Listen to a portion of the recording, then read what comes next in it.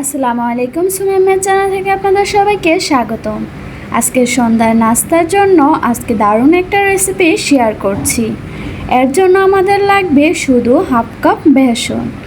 আপনি চাইলে সেম কাজটা ময়দা দিয়েও করতে পারেন।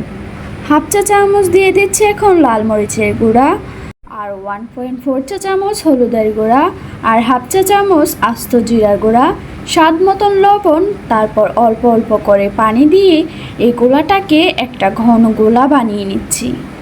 সেমভাবে ময়দা দিয়েও এরকম গোলাটা বানাতে পারবেন যদি হাতের কাছে বেসন না থাকে, তবে বেসন দিয়েই বেশি টেস্টি হয়। চাইলে এখানে আটাটাও নিতে পারেন। এখন এরকম করে ঘন একটা গোলা হয়ে গেছে। তারপর এখানে ধনেপাতা কুচি দিয়ে দিচ্ছি। এখন এটাকে একটা সাইডে রেখে দিচ্ছি।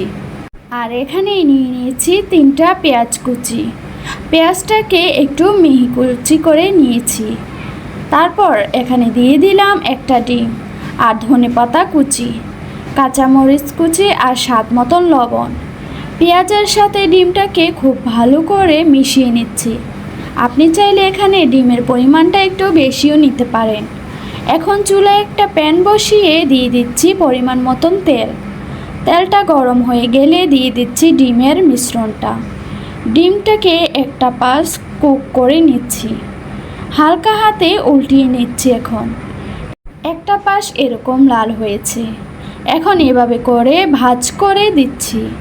আমি এখানে পেঁয়াজের পরিমাণটা একটু বেশি নিয়েছি, কারণ এই নাস্তাটাতে পেঁয়াজটা একটু বেশি দিলেই খেতে বেশি মজার হয়। এখন ডিমটাকে এরকমভাবে কেটে নিচ্ছি। আমি এখানে অনেকগুলো ভাগ করে নিয়েছি। ডিমটা পুরোপুরিভাবে ভাজা হয়ে যাবার পর চুলা থেকে উঠিয়ে নিচ্ছি। এখন আরেকটি প্যানে পরিমাণ মতন তেল গরম করে নিয়েছি। আর আগে থেকে যে বেসনের মিশ্রণটা আমি করে রেখেছিলাম, আমি ওইটা থেকে এখন ডিমটাকে ডুবিয়ে নেওয়ার পর গরম তেলে ছেড়ে দিচ্ছি। এই সময় চুলার আঁচটা একটু কমিয়ে রাখতে হবে। আর কিছুক্ষণ ভেজে নেওয়ার পরেই দেখা যাবে যে দারুণ একটা কালার এসেছে। বেসন দিয়ে এটা বানালে খেতে এটা অনেক টেস্টি হয়। তো বন্ধুরা, প্রতিদিনের রেসিপির মতন আজকের এই সহজ রেসিপিটা আপনাদের কাছে কেমন লেগেছে অবশ্যই লাইক কমেন্ট শেয়ার করে জানাবেন। আজকে ভিডিওটা আমি এখানে শেষ করছি।